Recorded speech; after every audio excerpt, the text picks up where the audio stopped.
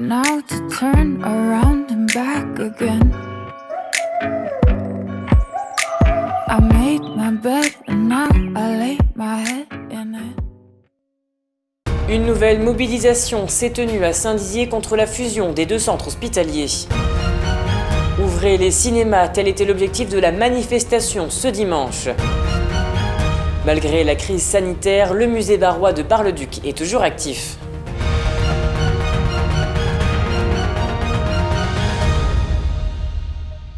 Bonsoir à tous, bienvenue dans votre journal du lundi 15 mars 2021 et ouvrons cette édition avec cette mobilisation qui s'est tenue il y a quelques minutes à Saint-Dizier. Les centres hospitaliers de Saint-Dizier et du centre hospitalier de la Haute-Marne sont sur le point de fusionner, mais les syndicats et l'Union nationale des familles et amis de personnes malades sont vent debout face à cette information et comptent bien le faire entendre.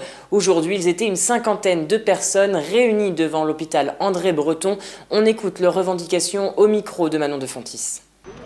Les deux hôpitaux, surtout le CHHM, ne veut pas de la fusion. Voilà, parce que déjà au niveau des agents, les agents ne sont pas bien depuis un certain temps et la direction ne prend pas part justement du mal-être. Et c'est pour ça que nous avons demandé un CHSCT extraordinaire, parce qu'il n'est pas normal de laisser les agents comme ça et de profiter de la crise sanitaire pour fusionner les deux hôpitaux. Et il y aura une perte de la qualité de l'offre de soins sur Saint-Dizier, en psychiatrie bien sûr. Cette fusion a pour but simplement et purement de siphonner le budget du CHHM. Si on fusionne, qu'est-ce qu'on devient, dans quel contexte? On n'arrête pas de nous dire qu'au niveau que les médecins, on ne doit pas s'inquiéter parce que nos salaires, il n'y a rien qui va être touché, mais on ne parle pas de ça. La psychiatrie, il y a le médecin qui fait l'entretien médical, mais qui fait une orientation pour des prises en charge spécifiques. Et toutes les prises en charge spécifiques sont prises en compte par les autres collègues qui sont du paramédical. Si finalement il y a réduction au niveau des paramédicaux, qu'est-ce que nous ferons? L'entretien seul ne suffit pas à soigner quelqu'un. On parle de la santé mentale et on veut fusionner la santé mentale avec le soin par rapport à une fracture, c'est pas la même chose.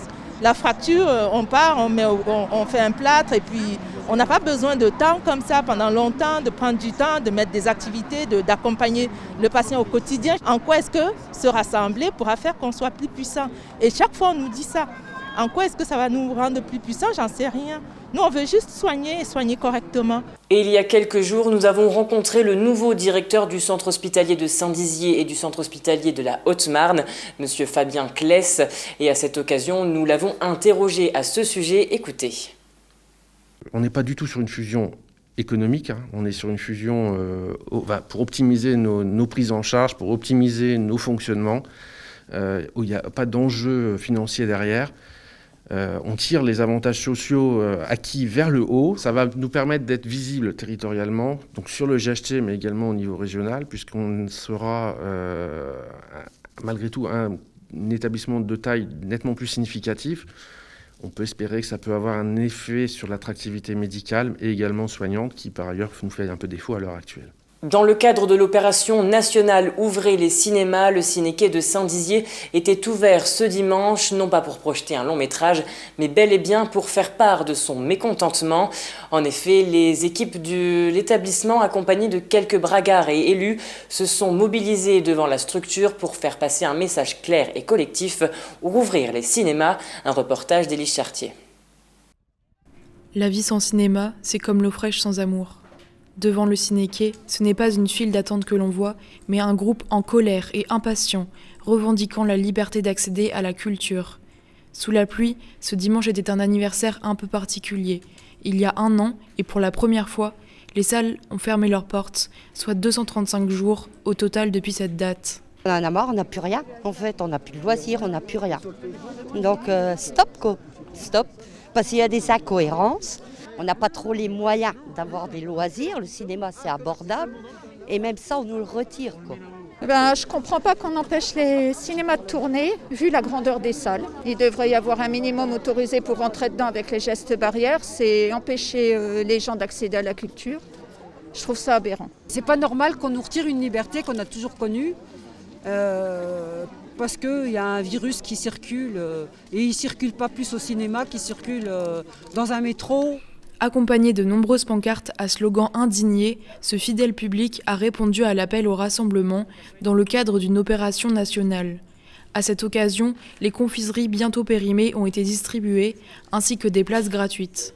En plus de montrer une forte présence, l'objectif de ce rassemblement était aussi de renouer contact entre les spectateurs et les équipes de cinéma, un lien important qui se perd. Aujourd'hui, on a envie d'ouvrir pour nos spectateurs, pour les films, pour que les gens puissent revenir dans nos salles et qu'ils aient un peu moins froid que ce matin dehors.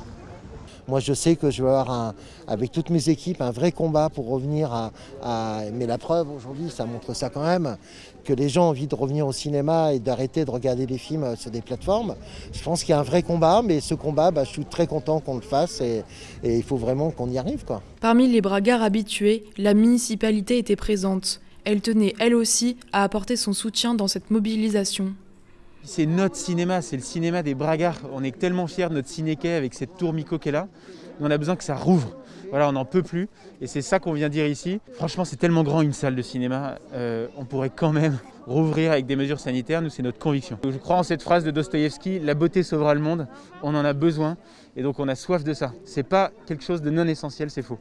Malgré cette situation qui pourrait paraître sans fin, une réouverture a été récemment annoncée par le gouvernement pour le 2e trimestre. Une date assez floue qui devrait quand même enthousiasmer les spectateurs à l'idée de retrouver les pop-corns et les grands écrans.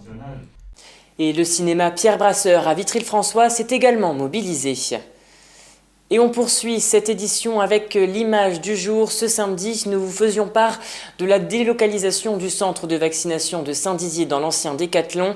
La ville de Saint-Dizier a d'ailleurs dévoilé quelques photos à ce sujet et on constate bien évidemment la grande superficie qui n'est pas comparable avec l'actuel centre de vaccination. Et justement, en parlant de vaccination, Emmanuel Macron l'a annoncé en fin d'après-midi. Le vaccin AstraZeneca a été suspendu en France par précaution dans l'attente de la décision de l'Agence européenne du médicament. Le musée Barrois a débuté un gros chantier. En effet, à défaut d'ouvrir à cause de la crise sanitaire, les équipes du musée ont trouvé un sens positif à cette fermeture. Ils profitent pour recoller tous les militariats et ils sont épaulés par leurs collègues des piscines de Bar-le-Duc et de Ligny en Barrois. Je ne vous en dis pas plus, regardez ce reportage de Théo Raguin. Si vous voyez du mouvement dans le musée Barrois, ne vous inquiétez pas, ce n'est pas un cambriolage. Même si les musées sont fermés au public, cela ne veut pas dire qu'ils sont vides d'activité. En effet, à Bar-le-Duc, pas question de rester chez soi, la crise sanitaire est l'occasion pour les agents du musée de mener un chantier de récolement. Donc le récolement, c'est un terme un petit peu inconnu du grand public, mais qui est très utile et obligatoire dans les musées. C'est le fait de pointer ce qu'on a dans nos réserves ou dans nos salles d'exposition avec ce qu'on a dans nos registres d'inventaire. Donc en fait, on vérifie que les objets qui sont inventoriés sont bien dans nos murs et vice-versa d'ailleurs. Et le récolement ne se limite pas qu'au simple inventaire des objets présents dans les réserves. Une multitude de tâches viennent se greffer au chantier. L'objet est dépoussiéré, on prend les dimensions, le poids exact, on refait le marquage ou l'étiquetage de l'objet. Il passe ensuite à la prise de vue photographique, qui est très importante pour la documentation de l'objet. Et puis enfin, on relève toutes les inscriptions, l'iconographie de l'objet et son état de conservation.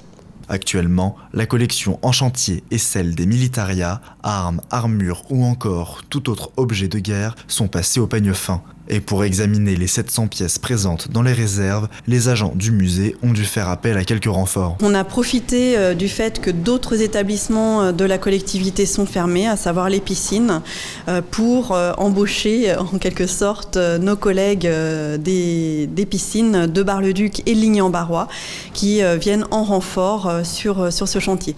Ce qui nous permet de travailler 4 jours par semaine entre 6 et 8 agents en permanence.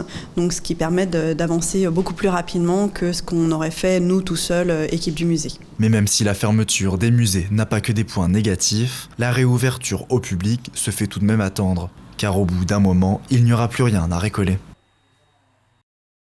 Et voilà, c'est la fin de cette édition. Merci à tous de l'avoir suivi. Dans un instant, vos prévisions météo de demain. Très belle semaine à vous. Toute l'actualité qui vous concerne, à voir et ou à revoir dès maintenant sur puissancetélévision.fr et sur notre application mobile.